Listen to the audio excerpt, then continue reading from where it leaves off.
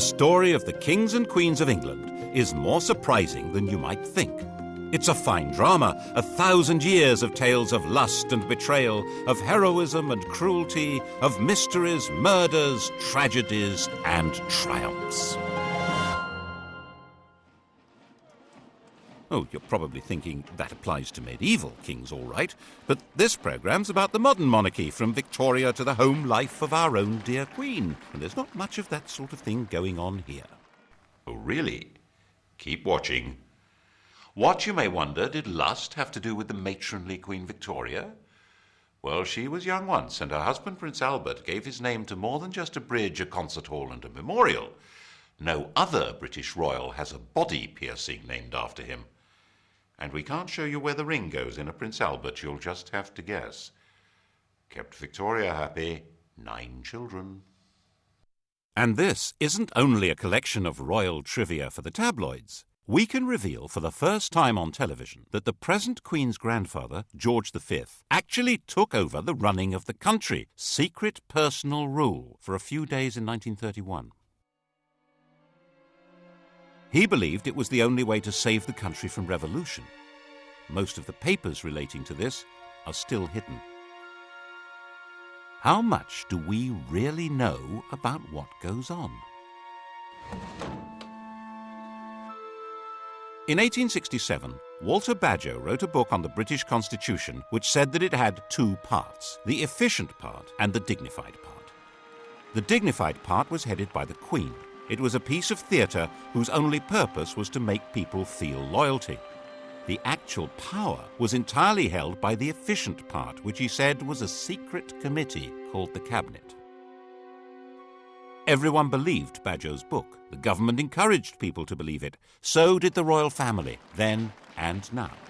Well, they would, wouldn't they? The truth has been rather different. Obviously, when the 18-year-old Victoria came to the throne in 1837, she wasn't in much of a position to try to run the country. She'd had a rather odd upbringing. Her father had been a brother of George IV and William IV, but he'd died when she was a baby. Her mother was a straight-laced German princess who was determined that her daughter should not be part of the disreputable life of the court, or murdered, as her mother thought possible, by one of her terrible uncles who wanted the throne himself. She was brought up in isolation in Kensington Palace, which in those days was rather cut off from London. Her main interest on becoming queen was to finally cut free of her mother and supervisor and move out of her mother's bedroom. And when she was 19, she fell hopelessly, utterly in love with her first cousin, the 20-year-old younger son of the Duke of Saxe-Coburg and Windsor. He's excessively handsome. Such beautiful eyes. My heart is quite going. He certainly tried hard to look good. That notorious ring piercing, if it did exist, no one can be quite sure, was attached to a chain to assist in smoothing the line of his breeches. They married in 1840. She wasn't hugely popular at the time. Headstrong, willful. She actually blocked a change of government because it would have upset her domestic arrangements. The Prime Minister, Lord Melbourne, had given her the wives and daughters of his own supporters as the ladies of her bedchamber. When his Whig government fell and Robert Peel came to power, Peel insisted that the Queen should replace at least some of the ladies so that the court wasn't a complete one-party state. Victoria refused. Peel felt forced to resign, and Melbourne came briefly back to power. People didn't like what she was doing. They didn't like her. And they didn't like the stiff German, Prince Albert. Peel came back to power and refused to grant him much more than half the allowance Victoria demanded, saying that people were very hard up, which they were. The position of the throne seemed pretty shaky. It didn't seem likely that this would become the most secure and richest monarchy in the world. How did that happen? When Victoria came to the throne, all she had as her own was the revenue of the Duchy of Lancaster, £27,000 a year.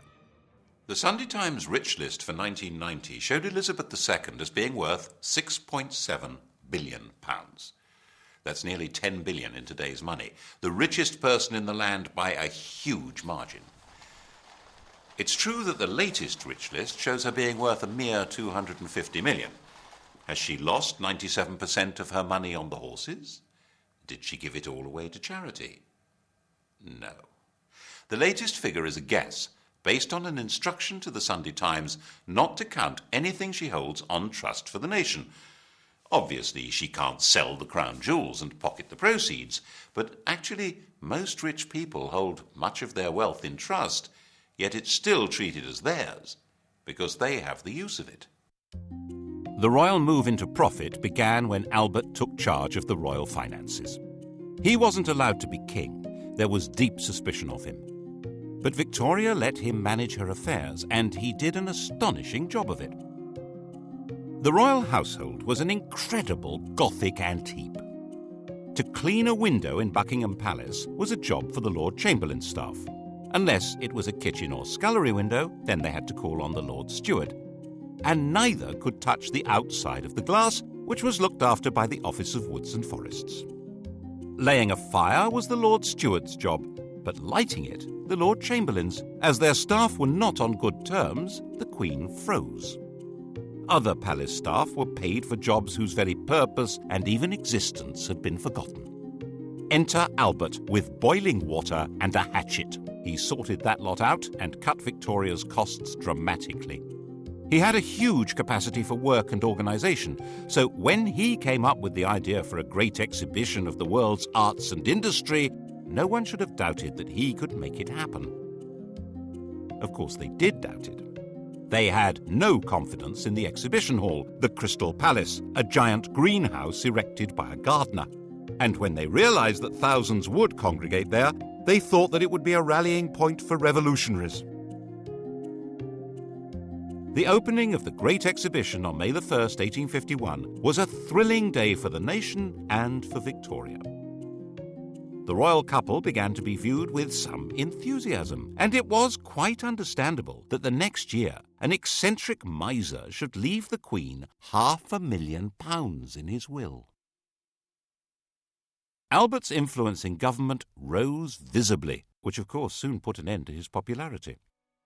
By 1854 it was generally believed that Albert the Foreigner was a traitor in league with Russia, forcing loyal ministers out of office. Crowds gathered round the Tower under the impression that Albert and Victoria had been arrested for treason. That frenzy died down, but at the back of it were two things that were going to be permanent problems.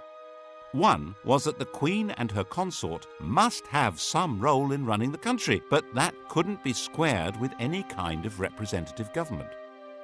And the other was that people were realizing that the monarch was making a profit, and they didn't like it. The solution was to conceal what was really happening under a cloak of secrecy, and that cloak is still in place. When I was researching a book on the most sensitive part of this story, I needed to see some papers that should have been released by the Ministry of Defence.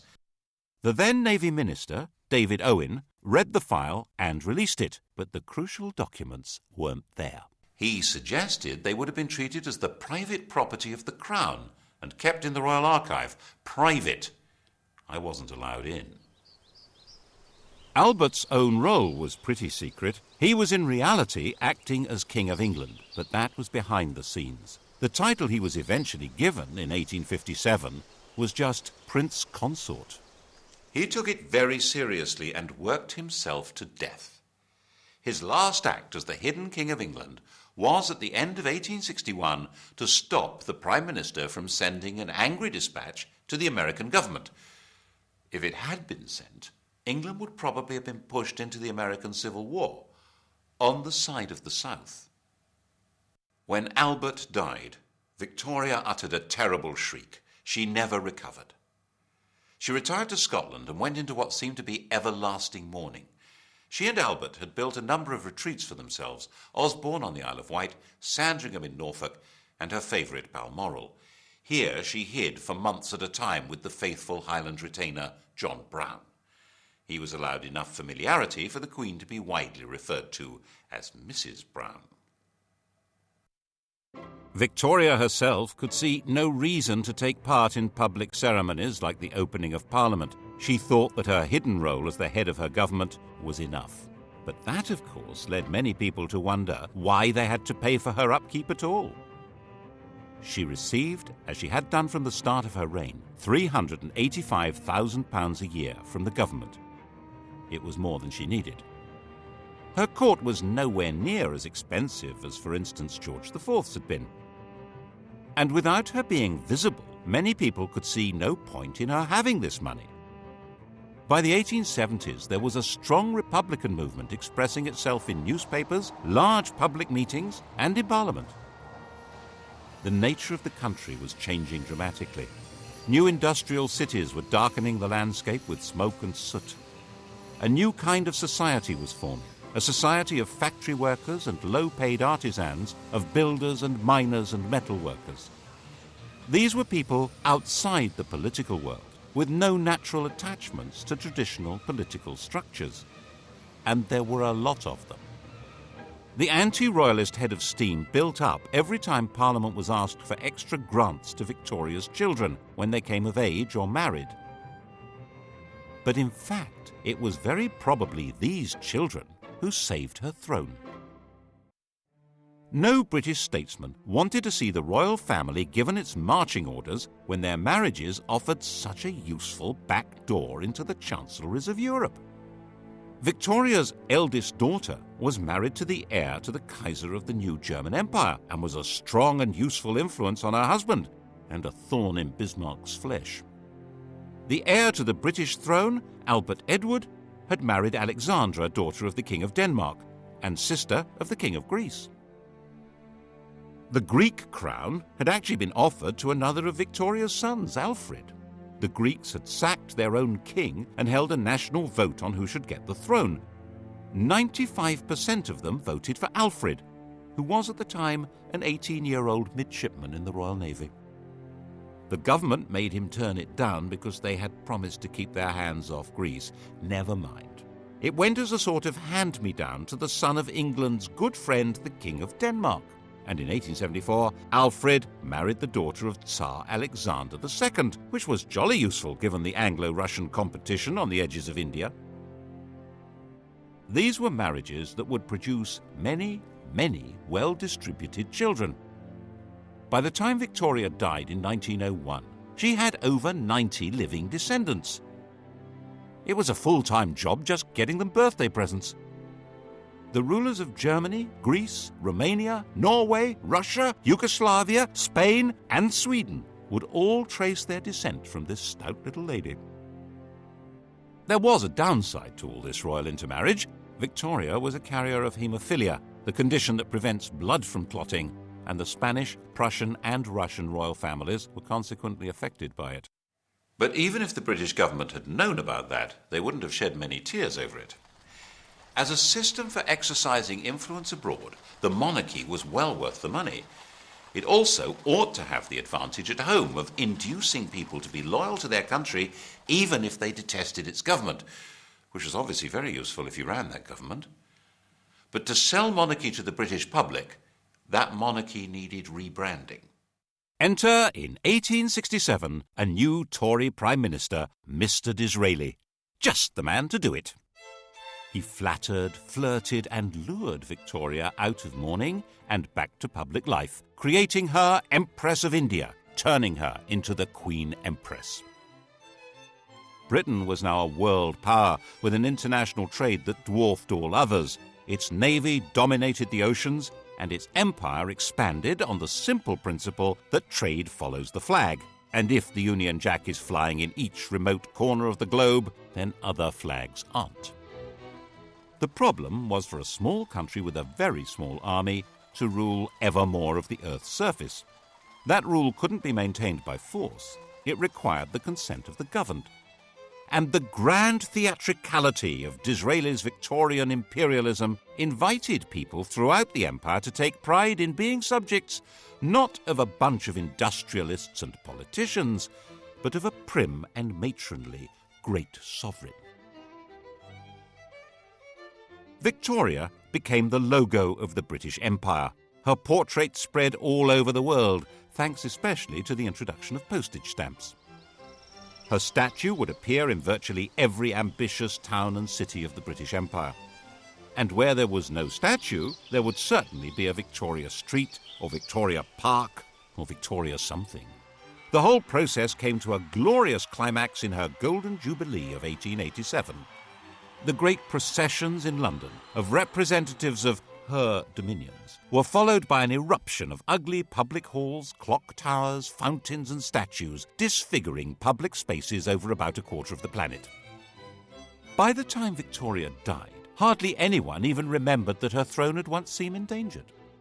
And she'd reigned so long, 64 years, that hardly anyone could even remember any other sovereign.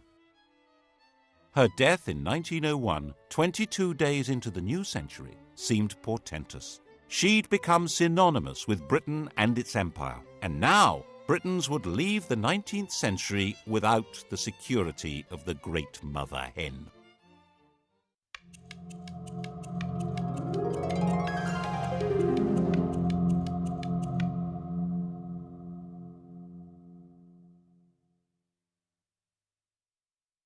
Victoria would cast a long shadow.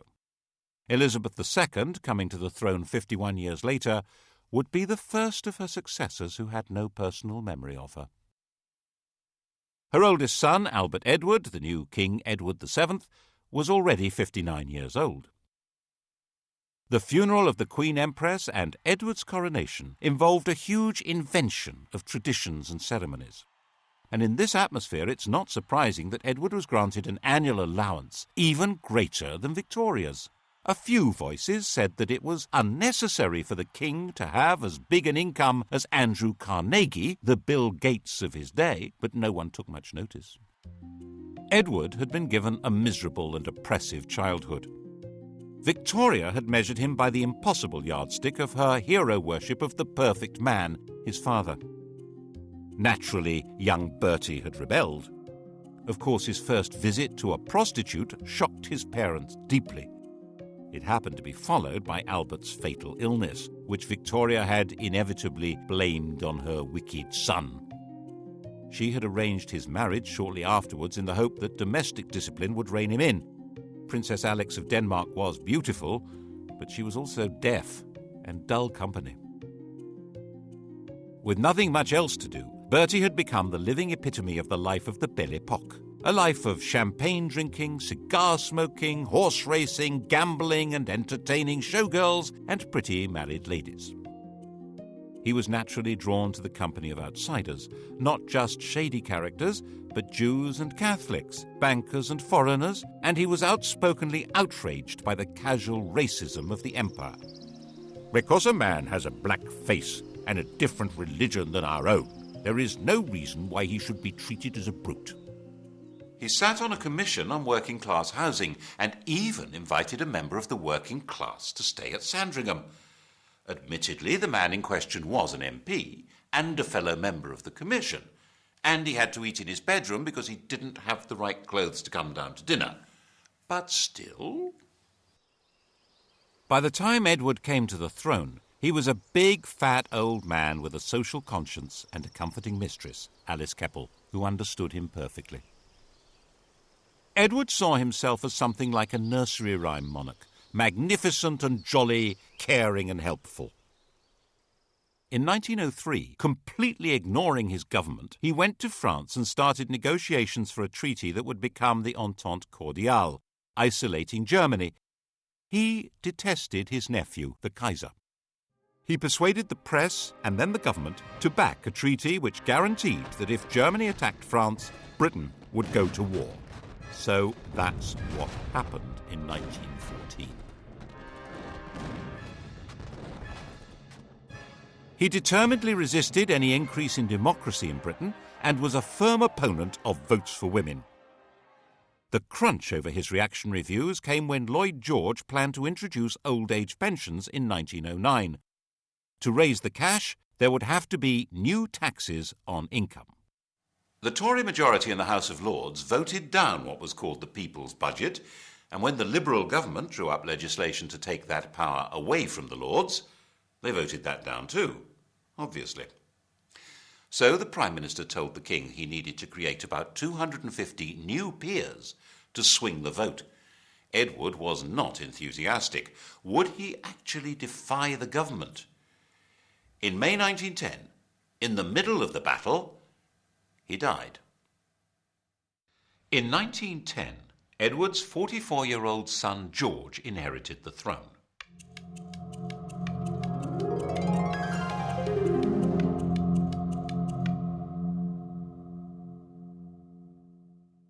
He was the late King's second son. He'd worked as a commander in the Navy, to which he was deeply attached. But in 1892, his elder brother Clarence had died, and he'd unexpectedly become heir. To step into his brother's shoes, he'd left his job and married the woman who'd been betrothed to Clarence, a relative called Princess Mary of Teck. He now inherited a fortune worth around 140 million in today's prices, and a political crisis. As part of the deal with the government to pass the budget and cut the powers of the House of Lords, it was agreed that the Crown could stop paying any income tax. In return, the King would pay for his own trips abroad. The new constitutional deal drew the teeth of the House of Lords. Whatever the elected government in the Commons decided to do, it now could do. The only possible break on its power was now the King, and the question was, of course, whether he would ever exercise it, and what would happen if he tried.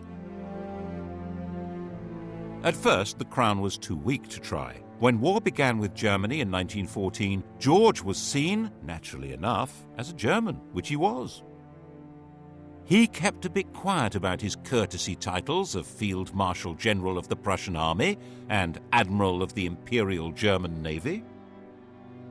To make himself seem more British and therefore more secure, in July 1917, George felt forced to change his family name from Saxe-Coburg to Windsor and stop being a German prince and Duke of Saxony.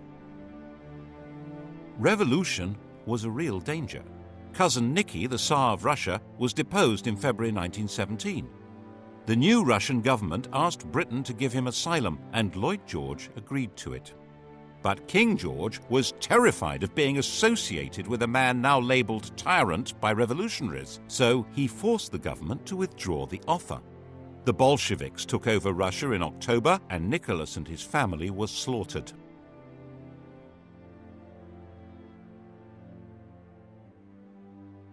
To protect the king's reputation, it was put about that Lloyd George had refused to rescue them, despite the king's pleading. Then in November 1918, a German revolution forced the Kaiser, Cousin Willy, to abdicate, and Germany gave up the war. The whole political landscape had been transformed.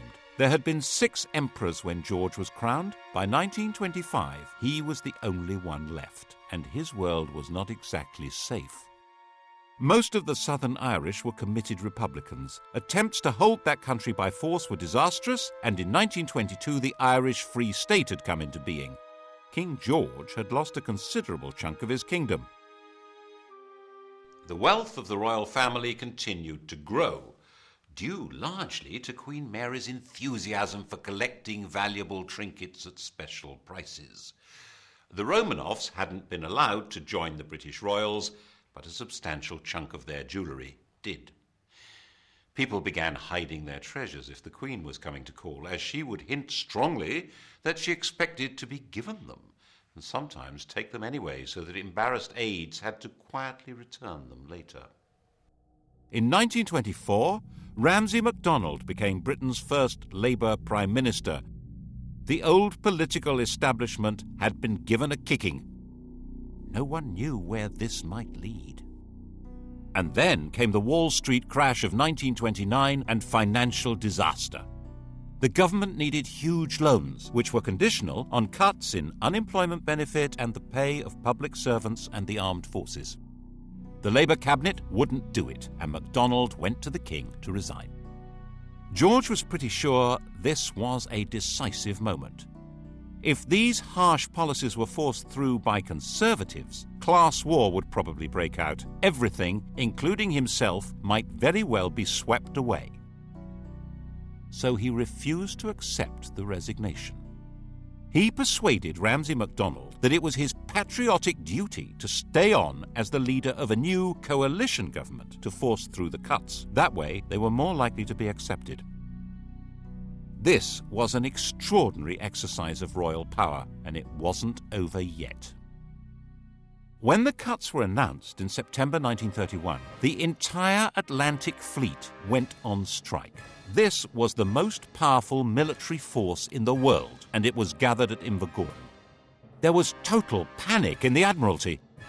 Mutiny!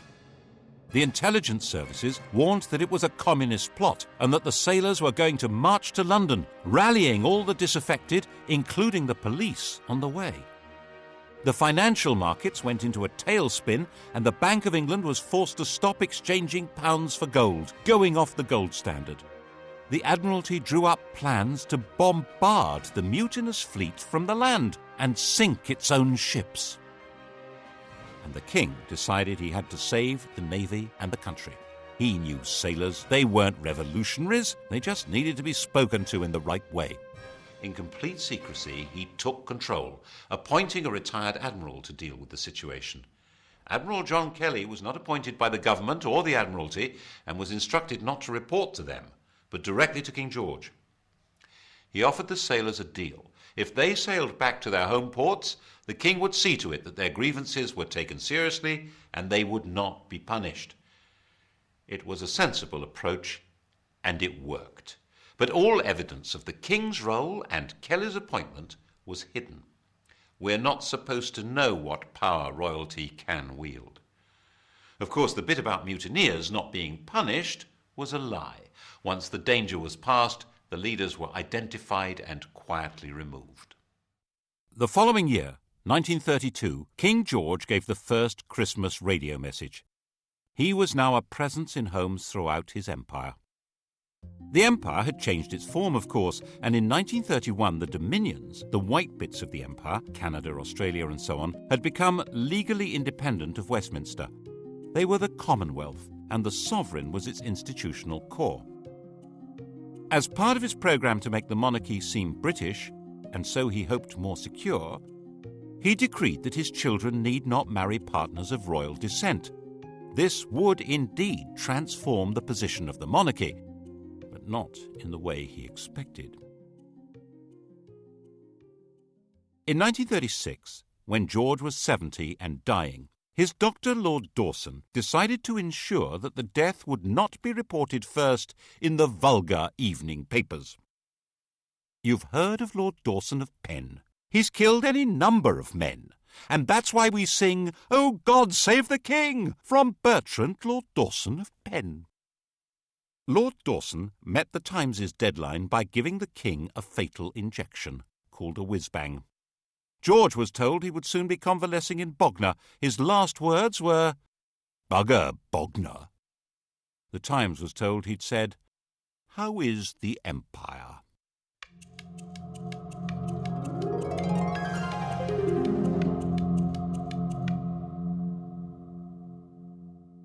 His successor, his son Edward, was 38, the poorly educated child of rather dysfunctional parents. The Queen had been completely distant, and King George famously said, "My father was frightened of his father, I was frightened of my father, and I'm damn well going to see to it that my children are frightened of me." Edward had escaped by travelling widely, and as the world's most eligible bachelor enjoyed affairs with a number of married women, culminating in the love of his life, the twice-married, elegant American Wallis Simpson. At the time of Edward's succession, the affair was in full swing, and her husband had resigned himself to a divorce. The British press completely censored the whole subject, while the rest of the world was fascinated by it. Edward insisted that he was going to marry Wallis and make her queen. The Prime Minister and the Archbishop of Canterbury said the country wouldn't stand for it. Were they right? Probably not. Edward was actually pretty popular. He wanted to go on the radio and appeal to the nation, but he wasn't allowed to do that. He was told it would be unconstitutional. Without a written document, the Constitution is what the government can get away with. They had their reasons. These went beyond the court gossip that Wallis was said to be a lesbian or a man engaged in a sadomasochistic relationship with Edward. The crucial issue wasn't even that the head of the church shouldn't marry a divorcee, or that secret investigators had reported that Wallis Simpson had 2 other lovers, a car salesman and an Irish peer.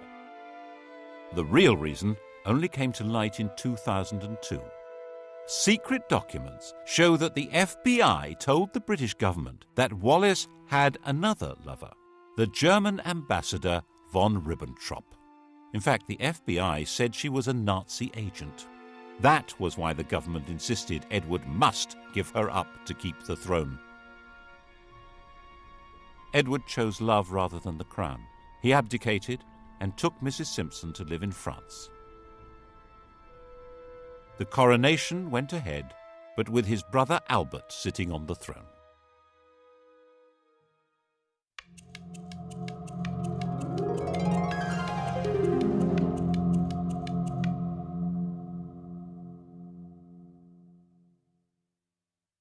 Albert was crowned as King George VI. He was 18 months younger than Edward and completely lacked his brother's social grace. He stammered, he was shy, but at least he was safely married to Elizabeth Bowes-Lyon, the daughter of a minor Scottish aristocrat, the first royal to legally marry a commoner since Henry VIII.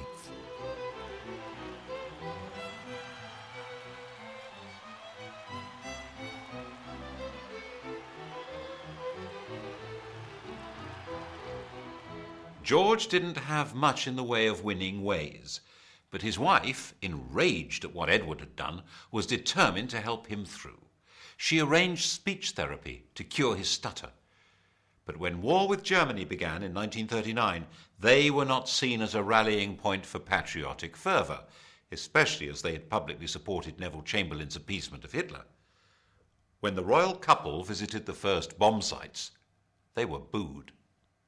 George VI and Queen Elizabeth, that's the woman we remember as Elizabeth the Queen Mother, refused to allow themselves any doubt as to the outcome of the Second World War. When Buckingham Palace was bombed, the Queen said she was glad. It meant she could look the East End in the face. At least it meant the royal couple wouldn't be booed anymore when they visited other people's bombed-out homes. Actually, while they spent their days in London, they retreated for the night to Windsor, which was considerably safer. Nevertheless, they did have one really narrow escape. As the war went on, the royal couple became more and more identified with Churchill as the spirit of Britain, dogged in their determination to see Nazism defeated. When the victory celebrations came in 1945, it seemed natural that they should revolve around Buckingham Palace. By the time of his premature death from smoking in 1952, this shy country gentleman and his queen had gone a very long way to restoring the monarchy to its central place in British life. It had vanished virtually everywhere else. There had been 16 monarchies on the continent of Europe when Victoria died. Now there was only Sweden.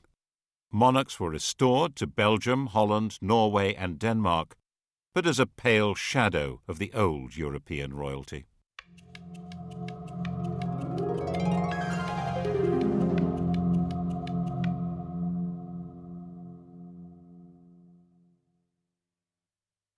The new queen, the 25-year-old Elizabeth II, seemed to be a fairy tale remnant of a lost world of glamour. Her coronation was a celebration of pageantry itself in a country that was a vast bomb site. 4 houses out of 10 had been damaged or destroyed. It was even shown on the new medium of television, though the Archbishop of Canterbury feared men would watch in pubs without removing their hats.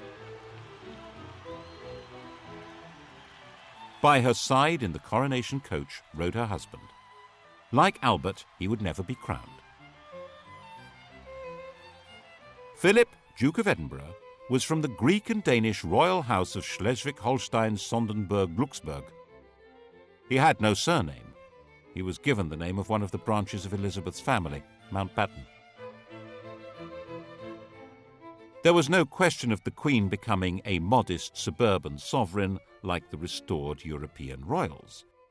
George's widow was sure her daughter should be regal and grand. Royalty required flunkies and castles and palaces and golden coaches.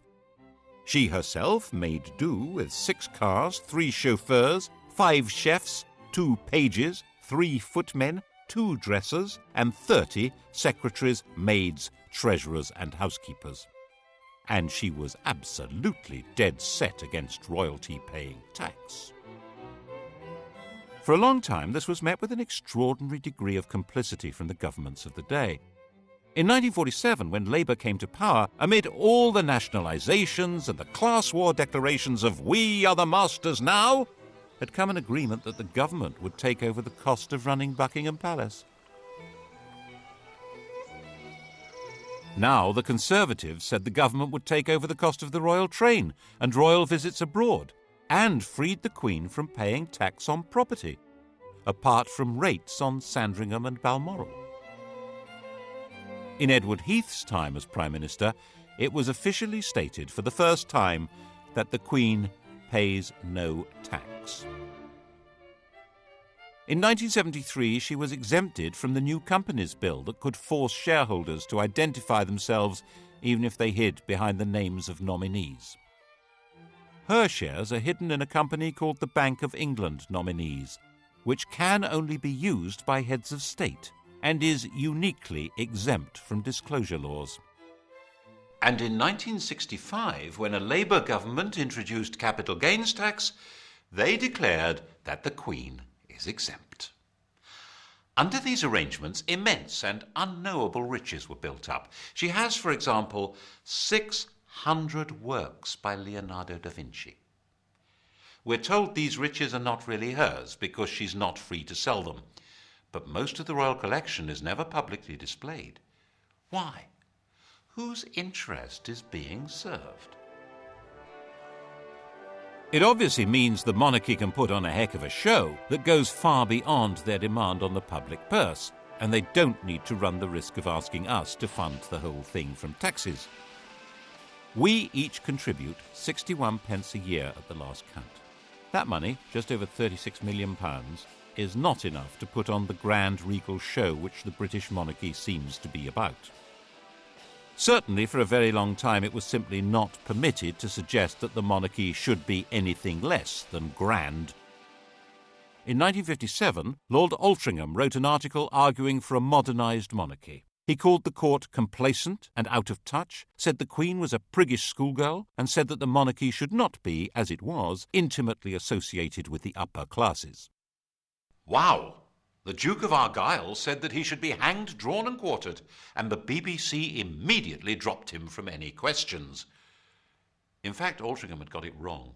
Lavish splendour was just what most of the public wanted from their monarchy.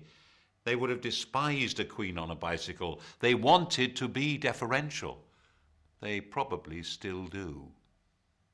And there were 20 more years of this kind of thing to come. In 1977, the year of the Queen's Jubilee, the Sex Pistols' anthem "God Save the Queen and Her Fascist Regime" was banned from being broadcast, even when it outsold all other records. The puzzle becomes even more intriguing when you look at the apparently shrinking role of the Crown in public affairs. The imperial title had already disappeared in the days of George VI, when India and Pakistan became independent. The empire became the Commonwealth, and of the 58 past and present members of that vague organisation, only 16 have Elizabeth as their head of state, and falling. Why did it matter so much to protect and sustain royalty? Partly, perhaps, it's more to do with the Queen herself than the institution of monarchy. Elizabeth I, Victoria, Elizabeth II, the rule of elderly matriarchs seems to be particularly proper to the English.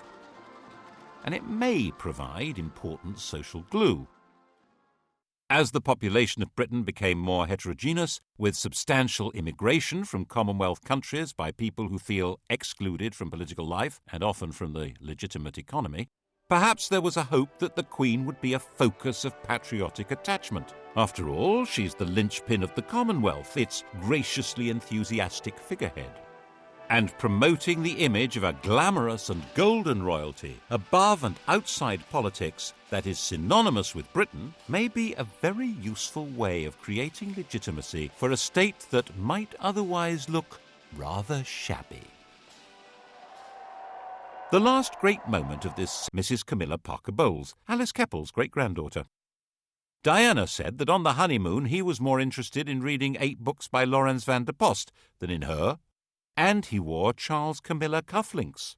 And when she became distressed, she felt strongly that the royal family turned against her.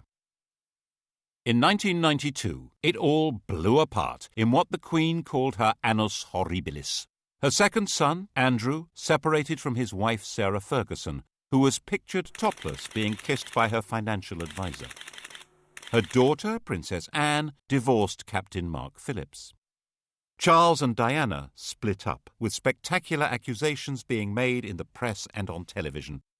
And Windsor Castle caught fire. That was when the ground really began to shift. At least when it was explained that the £40 million repair bill would be paid by the public. There was a huge collective breath of, "No, it won't." And so the Queen decided it would be much the wisest thing to offer to pay 70% of the cost.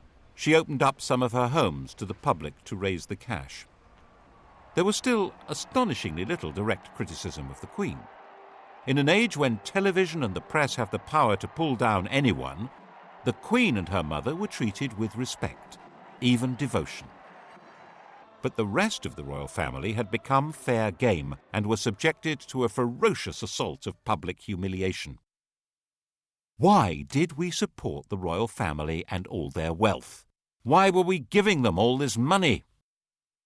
The press pack was baying at their heels.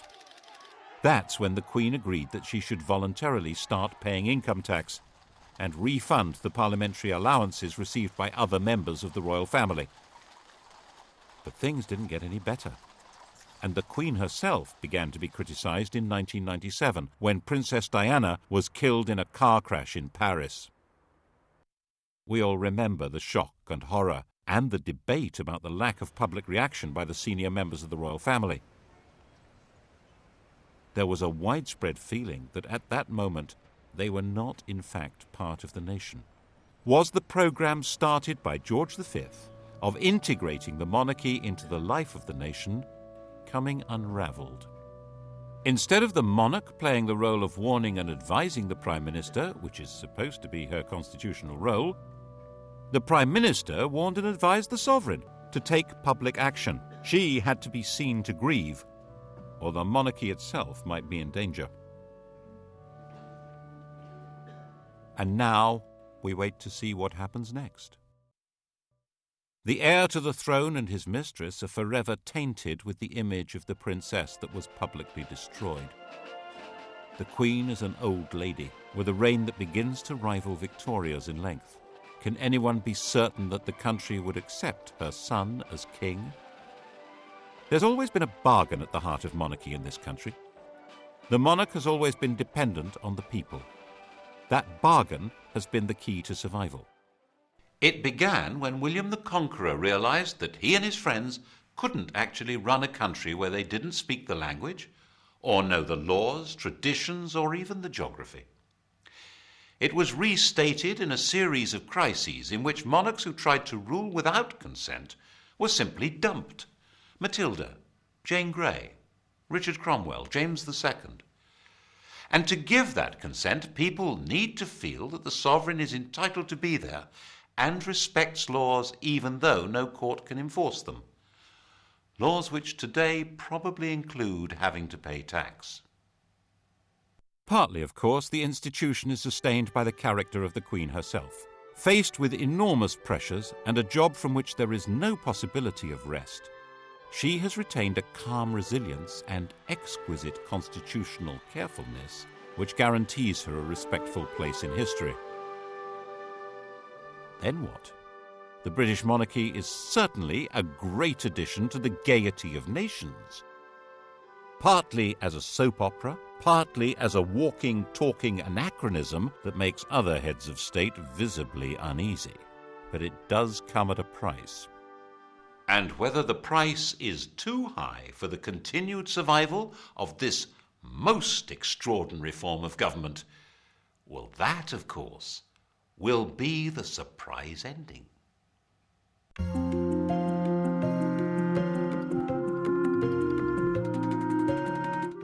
Spend this Sunday evening exploring ancient Egypt, beginning with Michael Wood's Top 10 Sites. That's tonight from 6. Coming up, the story of the strongest, sharpest blade that's ever been made, a decisive weapon.